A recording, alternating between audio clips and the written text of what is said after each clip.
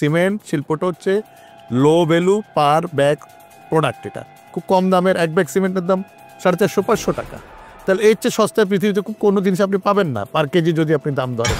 Bureau of statistics থেকে data পাবেন না যে আসলে আমাদের কী পরিমাণ সিমেন্ট উৎপাদন হয়, কতগুলো ফ্যাক্টরি আছে, কত মাথা পিছু আমাদের পার ক্যাপিটা কনজাম্পশন কত, আগামী 10 বছরে কী হবে এরকম ডাটা কিন্তু তাদের কাছে নাই। কিন্তু 5 আগস্টের পরে এই শিল্পের উপর কোনো আঘাত এসেছে কিনা? সিমেন্ট ইন্ডাস্ট্রি বাই নেচারই হচ্ছে যে তার যেহেতু তার প্রোডাক্ট ক্যারেক্টারিস্টিক্সই ওইরকম, আপনি চাইলেই 100% আপনি একটা ওষুধ কারখানার মতো সেখানে পরিবেশকে আপনি মেনটেন করতে পারবেন না। আমাদের এখানে ইন্ডাস্ট্রি নাই, আমাদের জিডিপিতে ইন্ডাস্ট্রি কন্ট্রিবিউশন খুবই কম।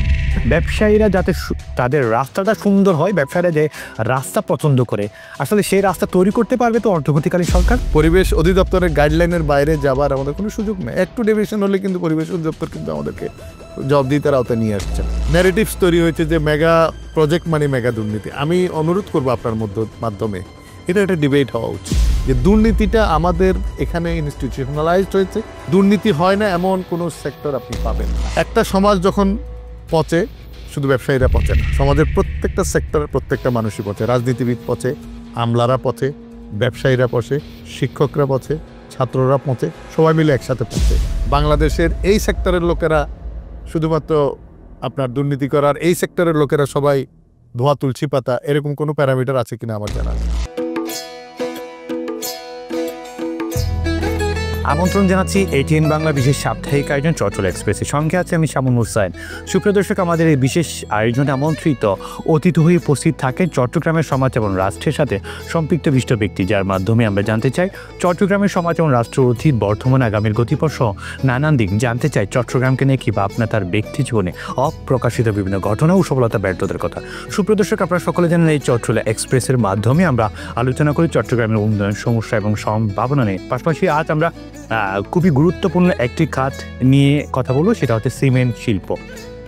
এই সিমেন্ট শিল্প এখন কোন জায়গায় দাঁড়িয়ে আছে তার পেছনের গল্পটা একটু শুনতে চাবো। এবং আমাদের চট্টগ্রাম বিশেষত আমি যেহেতু এটা বর্ণনগর চট্টগ্রাম, বৃহত্তর চট্টগ্রামের একটা অনুষ্ঠান বটে, সেহেতু আমরা এই চট্টগ্রামে সিমেন্ট শিল্প কী প্রতিযোগিতা নিয়ে কাজ করছে, তারা কী মান নিয়ে তারা এই সিমেন্ট শিল্পগুলো দাঁড়িয়ে আছে বা কাজ করে যাচ্ছে, মানটুকু নিয়ে আমরা কথা বলবো। আমরা আজকে উক্ত বিষয়ের আলোচক হিসেবে আমরা আমাদের মাঝে আজকে পেয়েছি এক স্বনামধন্য প্রতিষ্ঠান তথা কনফিডেন্স সিমেন্ট লিমিটেডের সম্মানিত ব্যবস্থাপনা পরিচালক জনাব জহিরুদ্দিন আহমেদ।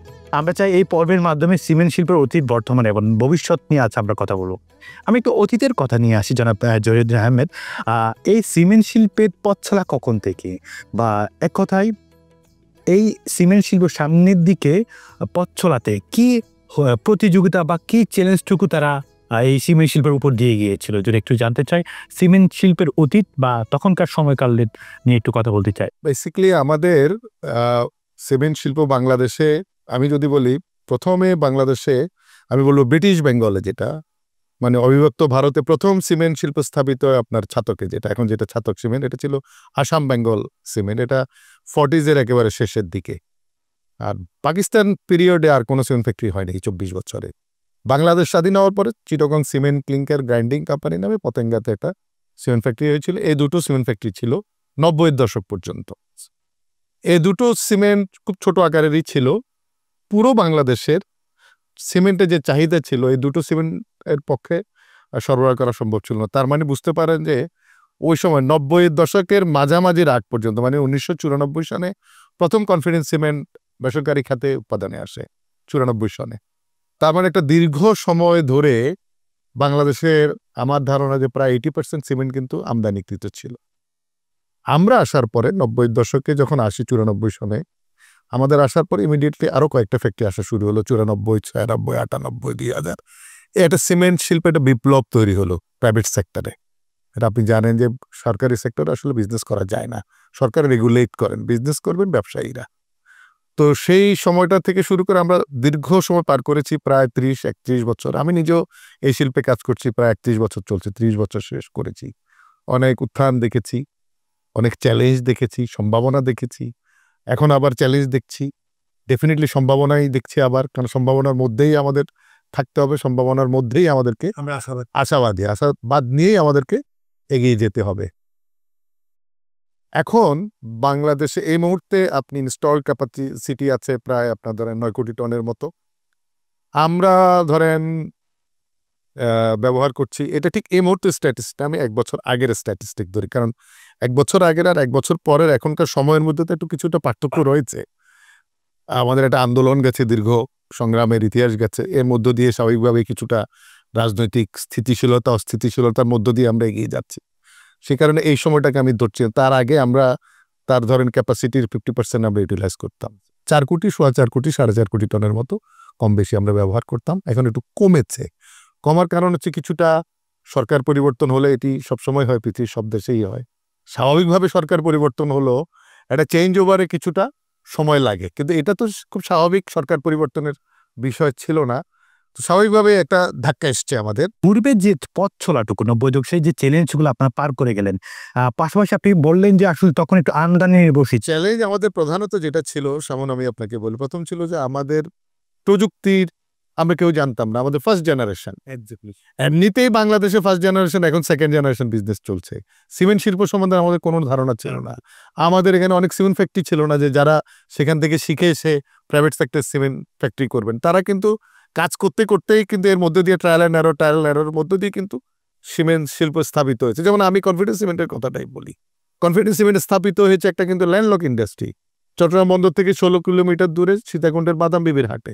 পৃথিবীর খুব কম দেশেই দেখবেন আপনার ল্যান্ডলক ইন্ডাস্ট্রিতে। ল্যান্ডলক ইন্ডাস্ট্রি সেটি হয় যেটি কম্পোজিট ইন্ডাস্ট্রি। কম্পোজিট ইন্ডাস্ট্রি হচ্ছে অর্থাৎ হচ্ছে আপনার যেখানে কোয়ারি থাকে, খনি থাকে, সেখানে সিমেন্ট ফ্যাক্টরি, সেটি আলাদা কথা।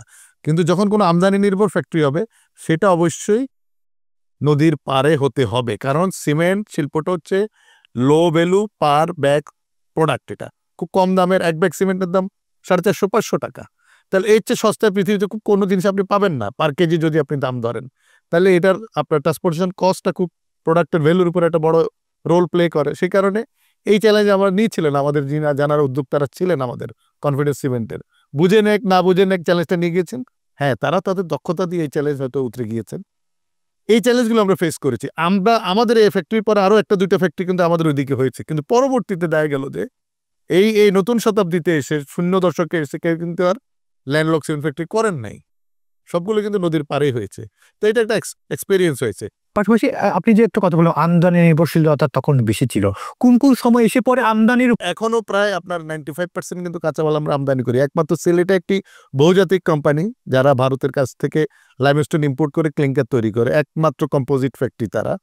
আর কোনো ফ্যাক্টরি কিন্তু নাই বাংলাদেশে। আমরা কিন্তু বাকি 95টি মানে 95 ভাগ শিল্প কারখানায় কিন্তু পুরো র মেটেরিয়ালটা কিন্তু আমদানি করি, ক্লিংকার আমরা আমদানি করি। একটা সময় আপনি যেটা বলছিলেন যে অতীত, একটা সময় শুধু ক্লিংকার এবং জিপসাম দিয়ে সিমেন্ট তৈরি হতো। পরবর্তীতে ইউরোপিয়ান নর্মস EN 1997 অ্যাডপ্ট করার পরে কিন্তু আমরা এই দশকে মানে 0 দশক এবং এই দ্বিতীয় দশক এবং এখন তো তৃতীয় দশক চলছে, এসে কিন্তু আমরা অনেকগুলো ফিলার মেটেরিয়াল ইউজ করছি। সেখানে ফ্লাইস আছে, যেগুলো আপনার কয়লার আপনার উপজাত যেটা আছে, তারপর স্ল্যাগ আছে যেটা আপনার স্টিল মিলে তৈরি হয়। এগুলোকে এনে কিন্তু আমরা পরিবেশ বান্ধব সিমেন্ট ফ্যাক্টরি তৈরি করি। এটা কিন্তু একটা সময় সারা পৃথিবীব্যাপী চ্যালেঞ্জ ছিল, এই কয়লার ছাইগুলো কোথায় যাবে। তো এখন সমস্যা নাই, আপনি কয়লার ছাই বেরোবার আগে কিন্তু ফ্যাক্টরিগুলোতে সেখান থেকে ছাই নিয়ে আসছে এবং সেগুলোকে সিমেন্ট বানিয়ে, এবং এগুলো কিন্তু আপনার কার্বন এমিশনকেও কিন্তু কমায়। এটা একটা খুব ভালো দিক আছে, অনেকে হয়তো এটা জানেন না, কিন্তু স্ল্যাগ এবং আপনার এই ফ্লাই অ্যাশ এটা কিন্তু কার্বন এমিশন হ্রাস করার ক্ষেত্রে ভূমিকা পালন করে। তো এই ইন্ডাস্ট্রি কিন্তু এগিয়ে গেছে অনেক দূর। এখন প্রশ্ন আসতে পারে যে ইন্ডাস্ট্রিতে এখন এই মুহূর্তে আমরা ইন্ডাস্ট্রি চলছে কিন্তু 40% ক্যাপাসিটি, তাইলে কোনো ইন্ডাস্ট্রি কিন্তু 40% ক্যাপাসিটিতে রান করে কিন্তু সাস্টেন করতে পারে না। তো সেই ক্ষেত্রে আমরা যেটা দেখছি, আপনাকে ধীরে ধীরে যে আসলে ধীরে ধীরে কি আমদানি নির্ভরশীলতা একটু কমছে কিনা? আমাদের এখানে সুযোগ নেই, আমাদের এখানে আসলে লাইমস্টোনের কোনো খনি নেই আমাদের বাংলাদেশে। সো আমাদের সারা জীবনই কিন্তু আমাদেরকে লাইমস্টোন মানে আমরা হ্যাঁ একটা জিনিস হয়তো করতে পারি, সেটা লাইমস্টোন এনে আমরা এখানে ক্লিংকার ফ্যাক্টরি করতে পারি, এর বাইরে তেমন কিছু করা যাবে না। তো সেটা চাইতে আমার মনে হয় যে ক্লিংকার নিয়ে আসাটা, কারণ হচ্ছে এই ধরনের ফ্যাক্টরি কিন্তু বাট এই ধরনের যে কোনো ফ্যাক্টরি কিন্তু কার্বন এমিশন করে, এটা খুব স্বাভাবিক কথা। তো আমি মনে করি যে আমরা যদি ক্লিংকারটা ওখান থেকে নিয়ে আসতে পারি সেটা বেটার, বরং কিছুটা কার্বন এমিশন কমাবে, আমি মনে করি এটা পরিবেশ বান্ধব হবে। সরকারি পৃষ্ঠপোষকতা তারা তো কোনো একটা শিল্প মাথা উঁচু করে দাঁড়াতে পারে না, সে তখনকার সরকারি পৃষ্ঠপোষকতা কেমন ছিল? বাবা, আমি একটা জিনিস মনে করি সামন, সেটা হচ্ছে সরকারি পৃষ্ঠপোষকতা সবসময়ই ছিল, আছে এবং থাকবে। কারণ বাংলাদেশে আমরা তো বিজনেস, আমরা মাত্র যে বলছি যে আমরা ফার্স্ট জেনারেশন সেকেন্ড জেনারেশন আমরা বিজনেস করছি, আমাদের এখানে ইন্ডাস্ট্রি নাই। আমাদের জিডিপিতে ইন্ডাস্ট্রি কন্ট্রিবিউশন খুবই কম। আমাদের প্রধান জিডিপি আসে কিন্তু আপনার ইয়ে থেকে, এই কৃষি থেকে, তারপরে আসে কিছু কনস্ট্রাকশন সেক্টর থেকে, বাকিটা আসে আপনার এই গার্মেন্টস থেকে। গার্মেন্টসকে ঠিক সে অর্থে আমরা ইন্ডাস্ট্রি বলতে পারি না, এটা অনেকটা প্রসেস ইন্ডাস্ট্রি, ঠিক না? লেবার ইন্টেন্সিভ একটা প্রসেস ইন্ডাস্ট্রি। কিন্তু বেসিক ভারী শিল্প বলতে আপনি সিমেন্ট, স্টিল, এগুলো হচ্ছে বেসিক ভারী শিল্প। তো এই জিনিসগুলোতে এখানে সরকারের প্রণোদনা সবসময়ই ছিল, আছে এবং আগামীতেও থাকবে। প্রশ্নটা হচ্ছে যে আমরা কতটুকু টেকনিক্যালি এফিশিয়েন্ট হতে পারছি, আমাদের ব্যবস্থাপনার দক্ষতা কতটুকু বেড়েছে, এবং সেটাকে আমরা কতটুকু কাজে লাগাতে পারছি সেটার উপর নির্ভর করছে আমরা কতটুকু ভালো ব্যবসা করতে পারছি। প্রশ্নটা হচ্ছে যে আমাদের সিমেন্টের চাহিদা আছে ধরেন আপনার 4-4.5 কোটি টন, আমরা ফ্যাক্টরি করেছি 9 কোটি 10 কোটি টন। এখন ওপেন মার্কেট ইকোনমিতে আপনি রেস্ট্রিক্ট করতে পারেন না, সরকারের কোনো সুযোগ নাই যে আপনি সে কাজটি করতে পারেন। কিন্তু আমি মনে করি, এটা আমার একটা প্রস্তাবনা, আপনার মাধ্যমে একটা সুযোগ থাকা উচিত যে আমাদের দেশে সত্যিকার অর্থে আমরা বিডা বলি, ডেভেলপমেন্ট অথরিটি যেটি আছে, তাদের কাজ হওয়া উচিত। আমি মনে করি যে একটা রিসার্চ উইং থাকা, যে আমাদের ঠিক কি পরিমাণ এই মুহূর্তে সিমেন্টের চাহিদা আছে অথবা অন্য যে কোনো প্রোডাক্টের চাহিদা আছে, আগামী 10 বছরে কি পরিমাণ চাহিদা তৈরি হবে, সে অনুপাতে কি পরিমাণ উৎপাদনের জন্য আমরা অনুমতি দেওয়া উচিত। অনুমতিটা ঠিক এভাবে হতে পারে, আপনি তো এখানে ওপেন মার্কেট ইকোনমিতে আপনি কাউকে রেস্ট্রিক্ট করতে পারবেন না, তাহলে যে কাজটা আপনি করতে পারবেন সেটা হলো অ্যাওয়ারনেস তৈরি করা, বিজনেসম্যানদের সাথে রেগুলার বেসিসে ইন্টারাকশন করা, সরকার বিভিন্ন ফোরামের মাধ্যমে, চেম্বার্সগুলো আছে, এফবিসিসিআই আছে, বিজনেস ফোরামগুলো আছে, ব্যাংকসগুলো আছে, আমি বলেছি অনেকগুলো আছে। ব্যাংকসগুলোকে বলতে হবে যে আপনি কোন সেক্টরে বিনিয়োগ করবেন, কোন সেক্টরে বিনিয়োগ করবেন না, ব্যাংকসকে এর মধ্যে নিয়ে আসতে হবে। আপনার ব্যাংকাররা যারা আছেন তাদেরকেও নিয়ে আসতে হবে যে এই সেক্টর অলরেডি স্যাচুরেটেড, আপনার এই সেক্টর বিনিয়োগ করাটা এই মুহূর্তে মনে লাভজনক হবে না অথবা ঝুঁকিপূর্ণ হবে। তাহলে পরে এক ধরনের একটা ইনডিরেক্ট রেস্ট্রিকশন তৈরি হবে, একটা অ্যাওয়ারনেস তৈরি হবে। আমাদের কাছে ডাটা নেই, আমাদের যে ব্যুরো অফ স্ট্যাটিস্টিক্স আছে তাদের কাছে আপনার পরিপূর্ণ ডাটা নাই যে আপনি বলতে পারেন, একজন নাগরিক কিন্তু বলতে পারবেন, আপনি একজন সাংবাদিক হিসেবে আপনি কিন্তু ব্যুরো অফ স্ট্যাটিস্টিক্স থেকে ডাটা পাবেন না যে আসলে আমাদের কি পরিমাণ সিমেন্ট উৎপাদন হয়, কতগুলো ফ্যাক্টরি আছে, কত মাথা পিছু আমাদের পার ক্যাপিটা কনজাম্পশন কত, আগামী 10 বছরে কি হবে, এরকম ডাটা কিন্তু তাদের কাছে নাই। কিন্তু তাহলে সরকারের আমার মনে হয় এই জায়গাটাতে কাজ করার সুযোগ আছে। আমি বলবো যে সরকারের প্রণোদনার দরকার নেই, প্রণোদনার প্রয়োজন হয় না। আসলে যে জিনিসটা প্রয়োজন হয় সেটা হচ্ছে যে সরকার এই জায়গাগুলোতে রেগুলেটও আমি বলবো না, সরকার এইগুলোকে ফ্যাসিলিটেট করতে পারে বিভিন্ন ডেটা দিয়ে।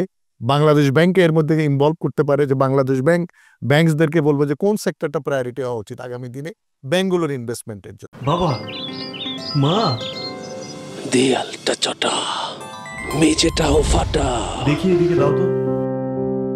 ছাদখানা যাতা, এবার বাড়িটা কর। আগে ভাবি যাই। জীবনে নাই সুর, ছাদ খসে স্বপ্ন দূর। বাড়ি বানাবো কোন সিমেন্ট দিয়ে? নিশ্চিন্তে ডায়মন্ড এক্সট্রিম। বিশ্বের 150টিরও বেশি দেশে যে সিমেন্ট ব্যবহার হচ্ছে সেই একই মানের সিমেন্ট ডায়মন্ড এক্সট্রিম। কষ্টের টাকায় বানানো বাড়ি সুরক্ষিত হবে তো?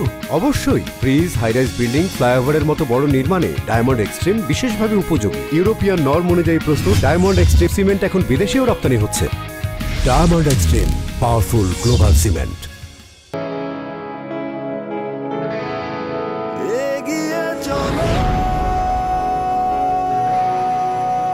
পাল্টে যাচ্ছে প্রতিদিন, জলে কিংবা স্থলে, প্রবল সম্ভাবনায়, ঊর্ধ্বপানে, নির্ভাবনায়।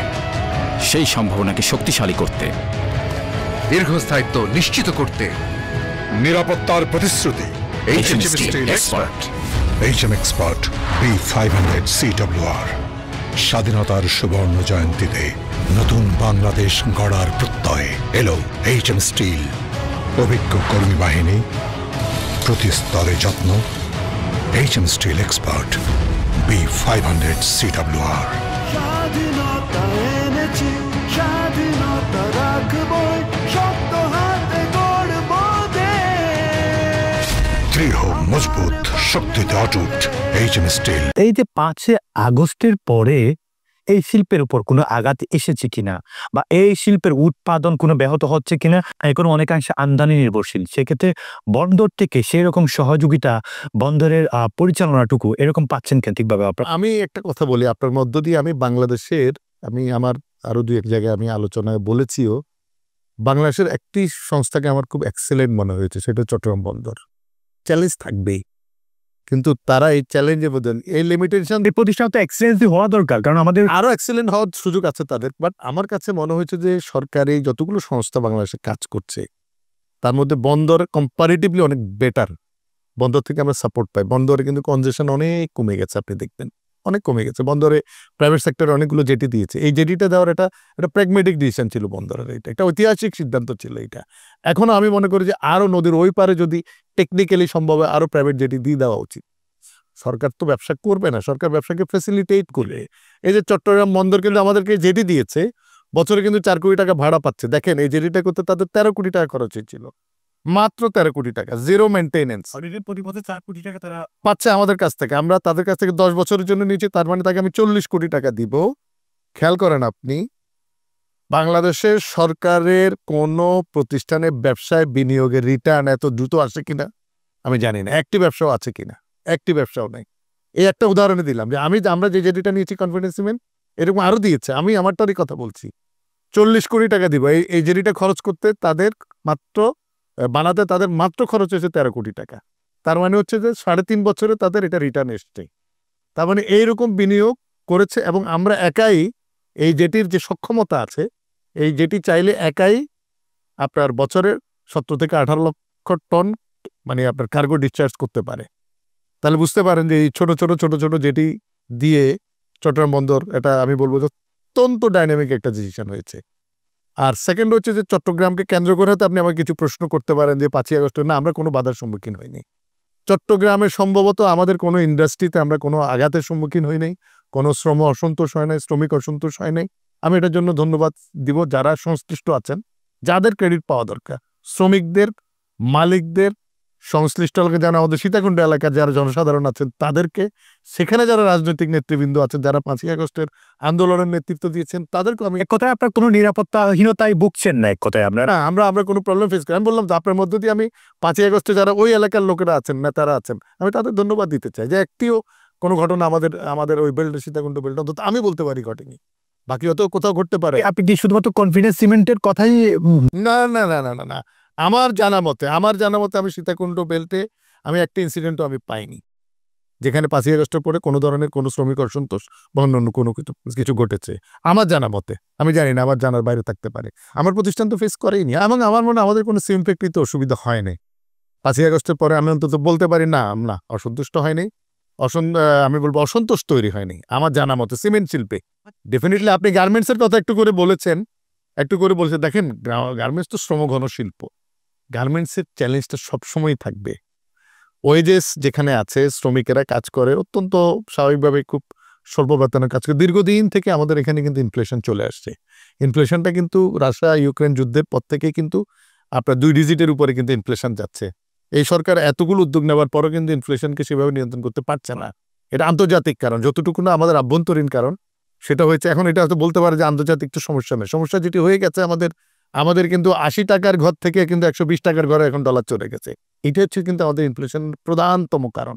আমরা কেউ এই জিনিসটা দেখি না, কারণ আমাদের দেশের আমরা শুধুমাত্র মানে আপনার খাদ্য পণ্য ছাড়া সব পণ্যই তো আমাদেরকে ইম্পোর্ট করতে হয়। আমাদের এই আমদানি নির্ভর। আমরা তো এখানে খুব বেশি কোনো কিছু উৎপাদন করতে পারি না, জায়গা ছোট, আমাদের দেশটা ছোট, আমরা শুধুমাত্র কৃষি পণ্য উৎপাদন করতে পারি। শিল্পের জন্য যে কাঁচামাল উৎপাদন করবো সেই জায়গাটুকু কিন্তু আমাদের নাই, কোথাও আমাদের নাই। মনে করেন আপনি পোল্ট্রি ইন্ডাস্ট্রি, আমাদের একটা বিশাল ইন্ডাস্ট্রি পোল্ট্রি ইন্ডাস্ট্রিতে কি লাগে? ভুট্টা লাগে। আপনি চাইলে কিন্তু প্রচুর ভুট্টার উৎপাদন করে কিন্তু পোল্ট্রি ইন্ডাস্ট্রিকে করতে পারেন। পোল্ট্রি ইন্ডাস্ট্রি আপনি সেটা পারছেন না। আপনি চাইলেই অনেকগুলো ইন্ডাস্ট্রি যে র মেটেরিয়াল আপনি প্রোডাকশন করতে পারছেন না। যারা এই সিমেন্ট শিল্পের মতো করে বিভিন্ন শিল্পকে দেখভাল করার জন্য, যেমন কি ইন্ডাস্ট্রিয়াল পুলিশ আছে, ব্যাট অফিস আছে, কাস্টম অফিস আছে, বন্দর অফিস আছে, সেসব সরকারি সাপোর্টগুলো আপনারা কিভাবে পাচ্ছেন? পাশাপাশি ব্যবসায়ীদের সংগঠন যেগুলো FBCCI বলেন, চেম্বার বলেন, এইসব প্রতিষ্ঠান থেকে আপনারা সেইভাবে সুযোগ সুবিধা বা সাপোর্টটুকু পাচ্ছেন কিনা? যখন ডিমান্ড বেশি থাকে, সাপ্লাই কম থাকে, সেখানে সাপোর্ট পাওয়া না পাওয়ার একটা দ্বন্দ্ব সবসময় থাকবে। এটা আপনি দেখবেনই, যেখানে ডিমান্ড বেশি থাকবে, সাপ্লাই কম থাকবে, সেখানে সাপোর্ট পাওয়া না পাওয়ার একটা দ্বন্দ্ব থাকবে। ধরুন আপনি টেলিফোন ইন্ডাস্ট্রির কথা ধরেন, একটা সময় আজকে 30 বছর আগে একটা টেলিফোন পাওয়ার জন্য মানুষের যে আকুতি, সে আকুতিটা কিন্তু নাই এখন। আর গভর্নমেন্ট সেক্টরে আপনার টেলিফোনের সংযোগ নিতে কেউ আগ্রহী হয় না। আপনি এই মুহূর্তে ফোন করেন, আপনার সরকারি টেলিফোন সংস্থার লোকজন এসে 2 ঘন্টা বা 4 ঘন্টার মধ্যে আপনাকে একটা কানেকশন দিয়ে যাবে, বিকজ অফ সেখানে ডিমান্ড নাই বলে। তো আমাদের দেশে স্বাভাবিকভাবে সাপোর্টের এখনো ডিমান্ড রয়ে গেছে। সরকারি সংস্থাগুলোর আমি মনে করি সেভাবে ডাইনামিক হতে পারিনি আমরা বিভিন্ন কারণে। আমি যে একটা কথা বলছি না যে ব্যবস্থাপনার দক্ষতা আমাদের সেভাবে গড়ে উঠে নাই। আমরা 18 কোটি 19 কোটি মানুষ আছি, আমাদের শিক্ষাটা সেভাবে আমরা এডুকেট করতে পারি নাই। এডুকেট বলতে আমরা শুধুমাত্র অক্ষর জ্ঞান সম্পন্ন মানুষ বলছি না, আমাদের যেখানে যেই সেক্টরে যেই লোকটি দেখা দরকার। আমাদের কৃষি কি আপনার আধুনিক হয়েছে? হয়নি। তার মানে কৃষিতে আমরা এডুকেট করতে পারিনি। কৃষিতে তো কোনো MA পাস লোকের দরকার নেই, বাট কৃষিতে প্রযুক্তি নির্ভর কৃষি ব্যবহার করার জন্য যে শিক্ষাটুকু দরকার সেটা আমরা দিতে পারি। এইরকম চ্যালেঞ্জ সব জায়গাতেই আছে। তো সরকারি প্রতিষ্ঠানগুলো সাপোর্ট পাওয়া না পাওয়া এই দ্বন্দ্বটা থাকবে, এর মধ্য দিয়ে কিন্তু আমাদেরকে এগিয়ে যেতে হবে। 5ই আগস্টের পরে আমাদের ইন্ডাস্ট্রিতে যে ধাক্কাটা এসছে সেই ধাক্কাটা হচ্ছে এইরকম যে আমাদের ইন্ডাস্ট্রিতে নির্মাণ শিল্পে প্রধানত গত 10-15 বছরের 10 বছর ধরবো, 10-12 বছর যেটা ছিল যে পাবলিক সেক্টরে আপনার সিমেন্টের ব্যবহার ছিল 35 থেকে 40%। যে জিনিসগুলো নিয়ে এখন কথা হচ্ছে যে মেগা প্রকল্পগুলো হয়েছে, মেগা দুর্নীতি হয়েছে, এই জিনিসগুলো নিয়ে কিন্তু সিমেন্টের প্রচুর ব্যবহার হয়েছে। সেখানে নির্মাণ শিল্পের অন্য উপকরণ প্রচুর কাজ হয়েছে, প্রচুর অবকাঠামো। আমার এখানে একটা ন্যারেটিভস আছে। আমার একটা ন্যারেটিভস আছে। ধরেন বড় বড় প্রকল্পগুলোতে দুর্নীতি হয়েছে, আমরা ধরে নিলাম, তাহলে কি আগামীতে আমরা আর কোনো প্রকল্প করব না? আগামীতে কি আমরা আর কোনো রাস্তাঘাট বানাবো না? আগামীতে কি ধরেন পদ্মা ব্রিজের এই সাইজের আমাদের আর কোনো মেঘনা ব্রিজ অথবা যমুনা ব্রিজ হবে না? আগামীতে কি আর কোথাও টানেল তৈরি হবে? আগামীতে কি আমাদের 8 লেনের কোনো রাস্তা তৈরি হবে? আমি মনে করি এই সরকার যে সংস্কারের কথাগুলো আসছে এখানে আমাদের এই সরকারের নেতৃত্বে, সেখানে এই জায়গাগুলো আমাদের প্রজেক্ট নিতেই হবে। উদীয়মান উন্নয়নশীল দেশের ক্ষেত্রে আপনি যদি কর্মসংস্থান তৈরি করতে হয়, তার প্রধানতম বিভিন্ন শিল্পগুলাকে যদি বাঁচিয়ে রাখতে হয়, এটা কিন্তু আরেকটা লেবার ইন্টেন্সিভ একটা ইন্ডাস্ট্রি। কিন্তু গার্মেন্টস যেরকম, কৃষি যেরকম, সেরকম হচ্ছে নির্মাণ শিল্প। নির্মাণ শিল্পে কিন্তু আপনি প্রতিটি গ্রামে পৌঁছে যাচ্ছে কিন্তু শ্রমিক। আপনি এখন বাড়ি করবেন, দেখেন কত ধরনের শ্রমিক কাজ করছে। রাজমিস্ত্রি কাজ করছে, যোগালি কাজ করছে, সেখানে টাইলস মিস্ত্রি কাজ করছে, সেখানে কাঠের মিস্ত্রি কাজ করছে, সেখানে পেইন্টের মিস্ত্রি কাজ করছে, সেখানে ইলেকট্রিক মিস্ত্রি কাজ করছে, কে কাজ করছে না। তো এত বিচিত্র ধরনের শ্রমিকের সমাহার কিন্তু বাংলাদেশে খুব কম ইন্ডাস্ট্রিতে পাবেন। তো আমি সেই জন্য বলি যে যারা, কারণ এই ইন্ডাস্ট্রির সাথে কিন্তু বিভিন্ন খাত কিন্তু জড়িত আছে। কথাটা এই জন্য বলছি যে এই সরকার একটা ফ্রেমওয়ার্ক দিয়ে যাবেন যে আগামীতে অবশ্যই প্রকল্প হবে প্রায়োরিটি বেসড। যেমন আমি আমার একটা অভিজ্ঞতার কথা কি আমি আপনার সাথে শেয়ার করতে পারি। কর্ণফুলী টানেলটা হওয়া নিয়ে যখন কথা হচ্ছিল, তখন একজন চট্টগ্রাম চেম্বারে একটা অনুষ্ঠান ছিল, তখন টানেল হয়নি, টানেল হওয়ার প্ল্যানিং এর মধ্যে আছে বা কাজ শুরু হয়েছে। আমি একটা কথা বলেছিলাম, টানেলটা আমরা করছি কিন্তু ব্যবহারটা কোথায় করব? কোথায় যাওয়ার জন্য? কক্সবাজার যাওয়ার জন্য। এই তো প্রধানত ধরে নিয়ে যে বেড়াতেই যাবো কক্সবাজার। এই মুহূর্তে যদি আপনি কক্সবাজার যেতে চান তাহলে 4 থেকে 5 ঘন্টা 6 ঘন্টা সময় লাগে। তো আপনি টানেল ব্যবহার করছেন, আপনি ব্যাকওয়ার্ড লিঙ্কেজ হিসেবে চট্টগ্রাম কক্সবাজারের ওই রাস্তাটা আপনি 4 লেনও করেন নাই, 6 লেনও করেন নাই, কিছুই করেন নাই। তখন আমাকে বলা হয়েছিল, সরকার একজন উদ্বোধন কর্মকর্তা ছিলেন তখনকার প্রধানমন্ত্রীর কার্যালয়ের, তিনি বলছেন যে আপনি জানেন না গত 2 দিন আগেই এরকম একটা প্রস্তাব পাশ হয়েছে, এখানে হয়ে যাবে 4 লেনে। এটি বলছে আজকে থেকে আরো 5 বছর আগের কথা বলছি আপনাকে, সে রাস্তাটি হয়নি। অথচ আপনার কক্সবাজারকে ঘিরে, মাতার বাড়িকে ঘিরে কিন্তু একটা হাব হচ্ছে। সেখানে আপনার গভীর সমুদ্র বন্দর হচ্ছে, সেখানে কয়লা আপনার ভিত্তিক বিদ্যুৎ কেন্দ্র হচ্ছে, বৃহত্তম বিদ্যুৎ কেন্দ্র হচ্ছে। সেখানে আমরা আরো অনেক প্রকল্প করতে পারি, হেভি ইন্ডাস্ট্রি করতে পারি। হ্যাঁ, কিন্তু আমরা কি করলাম? একটা টানেল করলাম, সাথে আমরা তার ব্যাকওয়ার্ড লিঙ্কেজটা করলাম। তাহলে কি হলো? এখন কথা উঠছে কি, তাহলে টানেলের ব্যবহারটা কোথায় হবে? এখন টানেলে কি দুর্নীতি হয়েছে না হয়েছে সেটা যারা করেছেন তারা শাস্তি পাবেন। আমি বলছি যে তাহলে টানেল করার যে যৌক্তিকতাটাকেই নষ্ট করে দিলেন ব্যাকওয়ার্ড লিঙ্কেজটা না করে। যদি টানেলের সাথেই ব্যাকওয়ার্ড লিঙ্কেজটা করতেন তাহলে ভালো ছিল। কক্সবাজারে দেখেন আপনি রেল লাইন করেছেন, ব্রিটিশ আমলের পর থেকে কিন্তু আর এখানে রেল লাইন হয় না, হওয়ার কথা ছিল। রেল লাইন করেছেন, আপনি ট্রেন দিচ্ছেন না। এই রেল লাইনটা করার 18,000 কোটি টাকার প্রকল্প ছিল, সাথে যদি আরো 1,000 কোটি টাকার প্রকল্প নিজে 5টা 7টা 10টা, আপনি গেছেন কিনা ট্রেনে করে আমি জানি না। আমি এখানে যারা আপনার টিম মেম্বার আছেন কেউ গেছেন কিনা আমরা কেউ যাই না, টিকিটই পাওয়া যায় না। তো যাবো কি করে? আমি আমার পরিবার নিয়ে যাবো? সবাই বলতে থাকে। আরে কক্সবাজারের সাথে সারা বাংলাদেশের ট্রেন কানেক্টিভিটি থাকা উচিত। রাজশাহী থেকে লোক আসবেন, সিলেট থেকে আসবেন, রংপুর থেকে আসবেন, খুলনা থেকে আসবেন, এগুলো সব লাক্সারি ট্রেন হবে, এগুলো সব লাক্সারি ট্রেন হবে। কিন্তু সেই প্রকল্পটা রাখলেন না। 18,000 কোটি টাকার সাথে যদি 1,000 কোটি টাকার একটা প্রকল্প জুড়ে দিতেন রেল। বাবা, মা, দেয়ালটা চটা, মেঝেটাও ফাটা, দেখি এদিকে দাও তো। ছাদখানা যাতা, এবার বাড়িটা কর। আগে ভাবি চাই। জীবনে নাই সুর, ছাদ খসে স্বপ্ন দূর। বাড়ি বানাবো কোন সিমেন্ট দিয়ে? নিশ্চিন্তে ডায়মন্ড এক্সট্রিম। বিশ্বের 150টিরও বেশি দেশে যে সিমেন্ট ব্যবহার হচ্ছে সেই একই মানের সিমেন্ট ডায়মন্ড এক্সট্রিম। কষ্টের টাকায় বানানো বাড়ি সুরক্ষিত হবে তো? অবশ্যই। ব্রিজ, হাইরাইজ বিল্ডিং, ফ্লাইওভারের মতো বড় নির্মাণে ডায়মন্ড এক্সট্রিম বিশেষভাবে উপযোগী। ইউরোপিয়ান নর্ম অনুযায়ী প্রস্তুত ডায়মন্ড এক্সট্রিম সিমেন্ট এখন বিদেশেও রপ্তানি হচ্ছে। Diamond extreme, powerful global cement.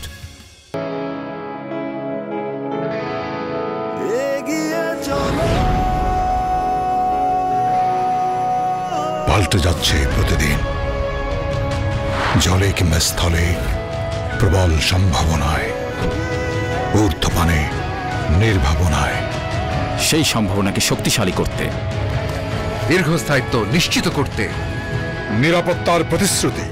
HM Steel Expert। HM Expert B500 CWR। স্বাধীনতার সুবর্ণ জয়ন্তীতে নতুন বাংলাদেশ গড়ার প্রত্যয়ে এলো HM স্টিল। অভিজ্ঞ কর্মী বাহিনী, প্রতি স্তরে যত্ন। HM steel expert B500 CWR।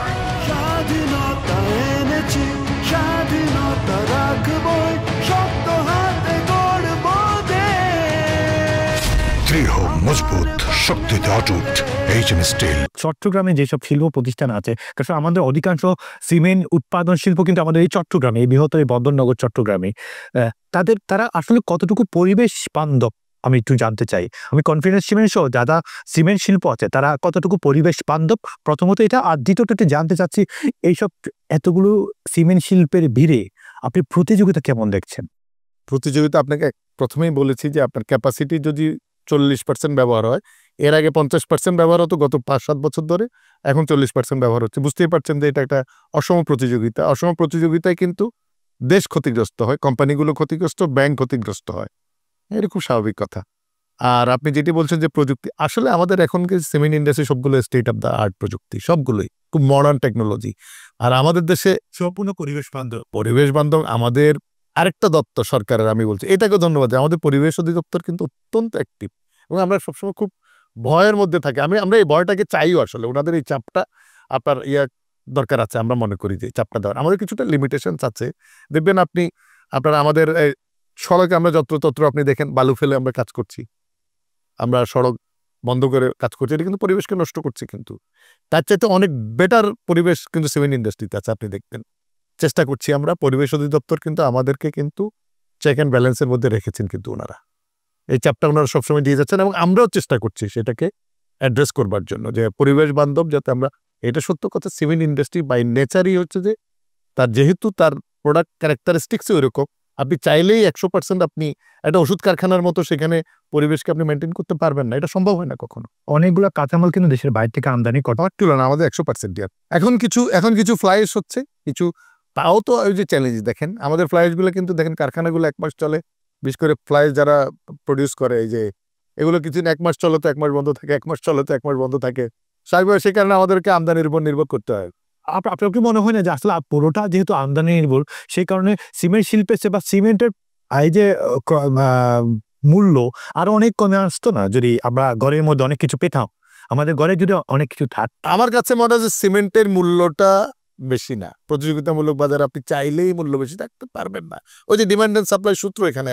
হ্যাঁ, কাঁচামালের যোগান বা দ্রব্যমূল্য যখন বেড়ে যায়, আসলে এই বেড়ে যাওয়ার ইফেক্টটুকু কি আসলে এই আমাদের সিমেন্ট শিল্পের বা এটা ব্যবসাতিক ইফেক্টটুকু পড়ছে না? আপনার কি মনে হয়? অবশ্যই পড়ছে। মাঝে মাঝে অনেক সময় দেখা যায় কাঁচামাল পাওয়া যাচ্ছে না, বা কাঁচামাল আনতে সমস্যা হচ্ছে, বা কাঁচামালের দ্রব্য মূল্যটা বেড়ে যাচ্ছে। কাঁচামালের যেটা প্রবলেম, চ্যালেঞ্জ যেটা হচ্ছে যে আমাদের রিজার্ভ সংকটের কারণে আমরা একটু এলসিকুলার প্রবলেম ফেস করেছি দীর্ঘদিন। এটা গত 1-1.5 বছর ধরে এটা ফেস করছি। এখন কিছুটা আস্তে আস্তে হয়তো ডেভেলপ করছে, কিন্তু প্রবলেম যেটা হচ্ছে আমাদের টাকা আর অবমূল্যায়নের কারণে আমরা প্রবলেম ফেস করছি। যেখানে আমি ধরেন আপনি 2022 সালে তো ডলারের মূল্য ছিল 86-87 টাকা, সেটা এখন 120 টাকার উপরে। হ্যাঁ, তো স্বাভাবিকভাবে এই যে অবমূল্যায়িত মুদ্রা, সেখানে এটার উপর আপনার কিন্তু ভ্যাট, ট্যাক্স সবকিছুই কিন্তু লোডটা আসে এবং সেটা আলটিমেটলি গিয়ে কিন্তু ভোক্তার উপরেই পড়তায়। তো এখানে আমরা প্রফিট করতে পারছি না। যদি আমাদের দেশে কিন্তু আরেকটা আমি আপনার মাধ্যমে সামনে বলে দিতে চাই, আমাদের সাধারণ মানুষের কিন্তু একটা বদ্ধমূল ধারণা আছে যে বিজনেসে প্রফিট করাটাই অপরাধ। দেখেন আপনি হাতের মধ্যে যেই, বা আমার হাতের মধ্যে যেই আইফোনটি আছে, আমরা জানতে পারি যে এটার প্রোডাকশন কস্ট হচ্ছে অনলি $300, কিন্তু আপনি $1,000 বা $1,500 নিচে কিন্তু কোনো আইফোন কিনতে পারছেন না। তো প্রশ্ন তাহলে প্রফিটটা কি করছে? এটা কোম্পানি করছে। বিষয়টা হচ্ছে যে প্রফিটটা করলে প্রফিটের অংশটা দেশে থাকছে কিনা, আমাদের তো বিতর্ক ওখানেই, আমাদের জনগণের কিন্তু কনসার্নটা ওখানে। আপনি প্রফিট করছেন, প্রফিটের টাকাটা আপনি বাইরে পাঠিয়ে দিচ্ছেন, কনসার্ন ওখানে। এখন আমাদেরকে এনশিওর করতে হবে যে প্রফিটও করবে, টাকাটা দেশে থাকবে, পুনঃবিনিয়োগ হবে। কারণ যে ইন্ডাস্ট্রি প্রফিট করে সে কিন্তু পুনঃবিনিয়োগ করে। পুনঃবিনিয়োগের পরিবেশ তৈরি করাও কিন্তু আমাদের দায়িত্ব, আমাদের রাষ্ট্রের দায়িত্ব, রাষ্ট্রের মানুষের দায়িত্ব আমি মনে করি। আমাদের এই চট্টগ্রামে তো আমরা অনেকগুলা সিমেন্ট শিল্প দেখি, তার মধ্য থেকে এই কনফিডেন্স সিমেন্টের মান নিয়ে একটু কথা বলতে চাই, তাদের বাজারজাতকরণ প্রক্রিয়া নিয়ে কথা বলতে চাই, তাদের উৎপাদন নিয়ে কথা বলতে, তাদের এক কথায় এটা কতটুকু টেকসই মূলক এই প্রতিষ্ঠান আমি যদি বলতে চাই জনাব জহিরুদ্দিন আহমেদ। দইওয়ালা তার দই সবসময় ভালো, এটা বলবেই। আমি কনফিডেন্স সিমেন্ট ভালো, এটা বলবোই। বিষয়টা আমি বলার উপরে নির্ভর করবে না, নির্ভর করবে আমার সিমেন্টটা যারা ব্যবহার করছেন দীর্ঘ 30 বছর ধরে। আমি তাদের বক্তব্য শুনতে চাই না, তাদের বক্তব্য আলহামদুলিল্লাহ খুবই ভালো। আমরা ভালো মানের সিমেন্ট দিতে পারছি বলেই বাজারের নেতৃত্বটা আমরা দিতে পারছি। বাজারে যে প্রথম সারির 1-2টি কোম্পানির মধ্যে কিন্তু আমরা আছি। হ্যাঁ, তো এটা তো আর মনে করেন যে মানে ক্লাসরুমের এক্সাম না, 1 নাম্বার আর 2 নাম্বার নির্ধারণ করা যায়, বাট আমরা বলতে পারি যে আমাদের যে প্যারামিটারসগুলো আছে 1-2 নির্ধারণ করে, সেই প্যারামিটারে আমরা বলতে পারি যে আমি একদম প্রথম সারির একেবারে উপর দিকেই আছি। প্রোডাক্ট ভালো আমরা তৈরি করছি, এটা আমাদের কমিটমেন্ট। আমাদের এই ইন্ডাস্ট্রি যারা করেছেন বাংলাদেশে প্রথম, তাদের মধ্যে আপনার 4 জনই ছিলেন যে আপনার 3 জনই ছিলেন যে বুয়েট গ্রাজুয়েট 1970 ব্যাচের। সেনাবাহিনীর অফিসার ছিলেন 2 জন, তারপরে আপনার বিজনেসম্যান ছিলেন। অর্থাৎ অত্যন্ত উচ্চশিক্ষিত একটি গ্রুপ যারা এই প্রতিষ্ঠানটি তৈরি করেছিলেন, এবং এদের হাত ধরেই কিন্তু বাংলাদেশের সিমেন্ট শিল্পের আমি বলবো যে এটা বিপ্লব সাধিত হয়েছে। এখন অনেক বড় বড় ফ্যাক্টরি এসছে, আমরা সেভাবে তো এক্সপেনশন করতে পারিনি। আপনার মধ্য দিয়ে মাধ্যমেই আমি বলছি যে আমরা ঢাকায় একটি সিমেন্ট কারখানা করছি, সেটা আগামী বছরের মধ্যবর্তী সময়ের পরবর্তী যে কোনো সময় আশা করছি আসবে ইনশাল্লাহ উৎপাদনে ঢাকাতে, নরসিংদীতে সেটি। তো আমাদের কমিটমেন্ট, আমরা ভালো মানের পণ্য উৎপাদন করবো, এটা আমাদের, এটা দায়িত্ব। আমি টাকা নেবো, আমি ভালো মানের পণ্য দিতে তো আমি বাধ্য, আসলে এটা বলারও বিষয় না আছে। সামনের পরিকল্পনা বা সামনের রুটটা কিরকম দেখছেন আপনার কনফিডেন্স সিমেন্টের ক্ষেত্রে? দেখেন, আমি বিচ্ছিন্নভাবে কোনো কিছু দেখতে, বাংলাদেশ ভালো থাকলে আমরা ভালো থাকি, আপনি ভালো থাকবেন, 18 কোটি মানুষ ভালো থাকবে। সামনে যদি আমরা একটা স্টেবল যাবে, ওনারা সংস্কারগুলো করছেন, সংস্কারগুলো করলে একটা স্টেবল গভর্নমেন্ট, একটা নির্বাচন হবে নিশ্চয়ই, তার মধ্যে দিয়ে একটা স্টেবল গভর্নমেন্ট আসবে। এই গভর্নমেন্ট যদি স্টেবল গভর্নমেন্ট আসে, স্টেবল পরিবেশ থাকে, ভালো প্ল্যানিং হয়, দেশটা যদি এগিয়ে যায়, আমাদের জিডিপি যদি 7%, 8%, 9% হয়, তাদের আমরা উপকৃত হবো, আমার ইন্ডাস্ট্রি ভালো থাকবে। বাংলাদেশ যদি ভালো না থাকে, দেশের মানুষ যদি ভালো না থাকে, আমাদের ইন্ডাস্ট্রি ভালো থাকবার কোনো সুযোগ। আপনার কি মনে হয় এই জায়গায় এই শিল্পের অস্তিত্বটাকে টেকসই করার জন্য আরো সামনের দিকে সুন্দর পথ চলা হয়, সেক্ষেত্রে আপনার পক্ষ থেকে, সিমেন্ট শিল্পের সবার পক্ষ থেকে যে কোনো পরামর্শ কোনো আছে কিনা অন্তর্বর্তী সরকারের? দেখেন, আমি আসলে পরামর্শ দেওয়ার সেরকম যোগ্যতা রাখি কিনা আমি জানি না, আমি ওই যে একটা কথাই বললাম যে দেশ যদি ভালো থাকে, দেশ যদি উন্নতি করে, আমাদের শিল্প উন্নতি করবে। হ্যাঁ, স্পেসিফিক কোনো ইন্ডাস্ট্রিতে কোনো চ্যালেঞ্জ থাকলে সেটা তো স্পেসিফিক্যালি অ্যাড্রেস করা হবে, সেটি আলাদা কথা। বাট এই সরকার যেহেতু এটা আন্দোলনের মধ্য দিয়ে এসছে, আমি মনে করি যে এমন কিছু কাজ তারা করে দিয়ে যাবেন, বিশেষ করে ব্যাংকিং সেক্টরটাকে। আমি মনে করি ব্যাংকিং সেক্টরের যে চ্যালেঞ্জগুলো আছে এগুলোকে প্রপারলি অ্যাড্রেস করা যাবে। একটা দীর্ঘমেয়াদী পরিকল্পনা, আমি বলবো দীর্ঘমেয়াদী পরিকল্পনা, মানে ওই যে আমাদের একটা ন্যারেটিভস তৈরি হয়েছে যে মেগা প্রজেক্ট মানে মেগা দুর্নীতি। আমি অনুরোধ করবো আপনার মাধ্যমে এটা একটা ডিবেট হওয়া উচিত। প্রজেক্ট আমাদের লাগবেই, এবং সেখানে প্রথম লাগবে প্রায়োরিটি, দ্বিতীয় হচ্ছে দেশের সাথে দেশের জনগণের স্বার্থ, অর্থের কি সংস্থান আছে, এ দুটো। 3 নাম্বার হচ্ছে যে সেখানে ট্রান্সপারেন্সি এনশিওর করা, সে প্রজেক্টটি যাতে দুর্নীতিমুক্ত, যতটুকু সম্ভব দুর্নীতিমুক্ত করা যায়। কিন্তু দুর্নীতি হয় বলে আমরা প্রজেক্ট নেব না। প্রজেক্ট না নিলে আপনি এই যে শত শত ইন্ডাস্ট্রি আছে, আপনাকে তো একটা কথাই বলেছি যে একটা কনস্ট্রাকশন ইন্ডাস্ট্রির সাথে একটা chain of industry related, chain of industry. আপনি প্রথম যে কনস্ট্রাকশনটা করবেন, কোদাল দিয়ে যে মাটিটা কাটবেন, সেটাও একটা ইন্ডাস্ট্রিতে তৈরি হয়। একবার ফিনিশিংয়ে গিয়ে আপনি কি করবেন?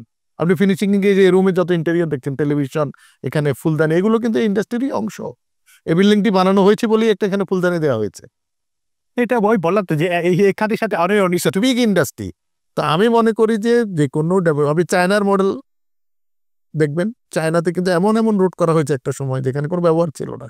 ব্যবহার হবে, কিন্তু এনশিওর করতে হবে যে সেই পরিমাণ অর্থের সংস্থান আছে কিনা, অর্থসংস্থান থাকলে কোনটা প্রায়োরিটি, এবং সর্বোপরি সবার উপরে যেটা সবচেয়ে মানুষের মানে মনোকষ্টের জায়গা, সেটা হচ্ছে ব্যাপক দুর্নীতি। এই একটা ব্যাপারে আমি নিজে অত্যন্ত একজন নাগরিক হিসাবে অত্যন্ত আমি বিক্ষুব্ধ, যাই বলেন, যেই ভাষায় ব্যবহার করেন, যে দুর্নীতিটা আমাদের এখানে ইনস্টিটিউশনালাইজড হয়েছে।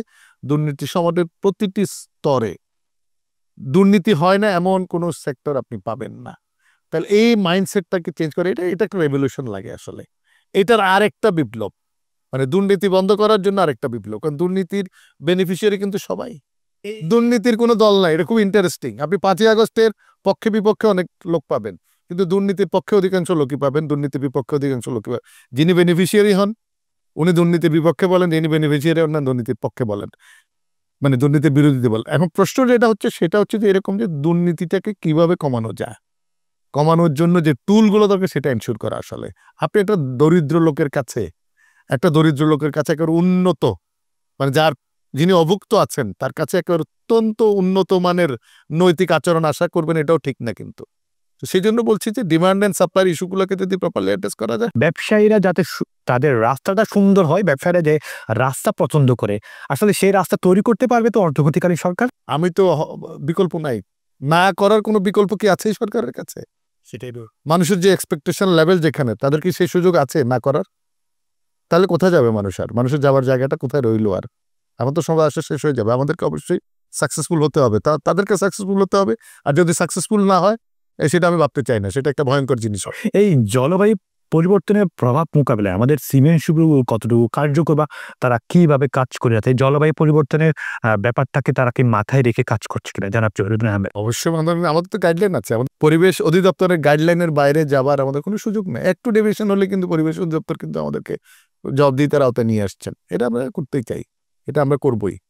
এটা আমাদের যাবার কোনো সুযোগ নাই কোথাও। আমরা চাইলেই আমরা পরিবেশ অধিদপ্তরের কোনো আপনার নিয়ম ব্যত্যয় ঘটাতে পারবো না। বিগত সরকার বিভিন্ন রাস্তায় তারা রাস্তা দেখিয়েছে। এখন কি এই অন্তর্বর্তী সরকার বলেন বা যারা নির্বাচনের মাধ্যমে আসবে তাদের কেমন হওয়া উচিত, চরিত্রটুকু কেমন হওয়া উচিত ব্যবসায়ীদের জন্য অনলি? যিনি গ্রামের বাড়িতে একটা আপনার এই শিমের বিচি রোপণ করছেন, একটা লাউয়ের বিচি রোপণ করছেন, উনি একজন ব্যবসায়ী, কিন্তু উনি এটা নিজের পরিবারের জন্য নিজে খাচ্ছেন, তারপর বাকিটা কিন্তু বাজারে বিক্রি করছেন। অর্থাৎ আমরা সবাই কিন্তু ব্যবসার অংশ। আমরা ব্যবসায়ীদেরকে আলাদা একটি সমাজ হিসাবে চিহ্নিত করে কিন্তু আমরা এই জিনিসটাকে আলাদাভাবে চিহ্নিত করে একটা অন্য জায়গায় ঠেলে দিচ্ছি। তাকে ভালো রাখলে, আপনাদেরকে ভালো রাখলে কিন্তু দেশ ভালো থাকে। আমরা আলাদা কোনো সমাজ নই, ব্যবসায়ী বলতে আলাদা কোনো সমাজ আছে বলে আমি মনে করি না। এটা আমি মানতেই চাই না। আসলে প্রত্যেকেরই আলাদা দায়িত্ব আছে। একটা সমাজ যখন পচে, শুধু ব্যবসায়ীরা পচে না, সমাজের প্রত্যেকটা সেক্টরের প্রত্যেকটা মানুষই পচে। রাজনীতিবিদ পচে, আমলারা পচে, ব্যবসায়ীরা পচে, শিক্ষকরা পচে, ছাত্ররা পচে, সবাই মিলে একসাথে পচে। আর একটা সমাজ যখন আপনার উন্নয়ন করে, তখন কালেকটিভলি কিন্তু সবাই উন্নয়ন করে। আপনি জিডিপিতে হয়তো আলাদা আলাদা সেক্টর দেখাতে পারেন যে কৃষিতে এত জিডিপি এসছে, ইন্ডাস্ট্রিতে এত জিডিপি এসছে, এই এসছে, কিন্তু আপনি এভাবে বলতে পারবেন না যে বাংলাদেশের এই সেক্টরের লোকেরা শুধুমাত্র আপনার দুর্নীতি করার, এই সেক্টরের লোকেরা সবাই ধোয়া তুলসী পাতা, এরকম কোনো প্যারামিটার আছে কিনা আমার জানা নেই। অসংখ্য ধন্যবাদ জনাব জহিরুদ্দিন আহমেদ। আপনি প্রায় 3 দশকের অধিক সময় ধরে এই শিল্পের মান উন্নয়নে, এই শিল্পের উত্তরোত্তর সাফল্যের দিকে যাওয়ার জন্য আপনি অক্লান্ত পরিশ্রম করে যাচ্ছেন, এবং এই ব্যবসার উন্নয়নের জন্য, এই খাতের উন্নয়নের জন্য দিনরাত অক্লান্ত পরিশ্রম করে যাচ্ছেন। সেই ব্যস্তময় সময় থেকে এটিএন বাংলাকে সময় দিয়েছেন। আবারও এটিএন বাংলা পরিবারের পক্ষ থেকে আপনাকে অসংখ্য ধন্যবাদ। আপনাকে ধন্যবাদ, এটিএন বাংলাকে ধন্যবাদ। সুপ্রিয় দর্শক, আপনারা সকলে জানেন এই চট্টগ্রাম এক্সপ্রেসের মাধ্যমে আমরা আলোচনা করি চট্টগ্রামের উন্নয়নের সমস্যা এবং সম্ভাবনা নিয়ে। তার পাশাপাশি খুবই গুরুত্বপূর্ণ একটি খাত, সেটা হচ্ছে সিমেন্ট শিল্প, যে শিল্পের সাথে আরও অনেকগুলো শিল্প যুক্ত আছে এবং অনেকগুলো শিল্প মিলে জিডিপিতে বিশাল একটা অবদান রেখে চলছে প্রতিনিয়ত। এই গুরুত্বপূর্ণ খাত সিমেন্ট শিল্পের আমরা অতীত, বর্তমান, আগামী গতিপথ নিয়ে আমরা কথা বলেছিলাম। এই সিমেন্ট শিল্প বর্তমানে কী অবস্থা আছে এবং অন্তর্বর্তীকালীন সরকারের কাছে এই সিমেন্ট শিল্পের মালিকদের বা সিমেন্ট শিল্প কী প্রত্যাশা রাখে, সিমেন্ট শিল্পের মালিকগণ কী প্রত্যাশা রাখে এবং সামনের প্রচলনে আছে আমরা আলোচনা করেছি। আগামী পর্ব দেখবার আমন্ত্রণ জানিয়ে শেষ করছি। আপনাদের সকলের প্রিয় অনুষ্ঠান চট্টগ্রাম এক্সপ্রেস। সে পর্যন্ত ভালো থাকুন, সুস্থ থাকুন, আল্লাহ হাফেজ।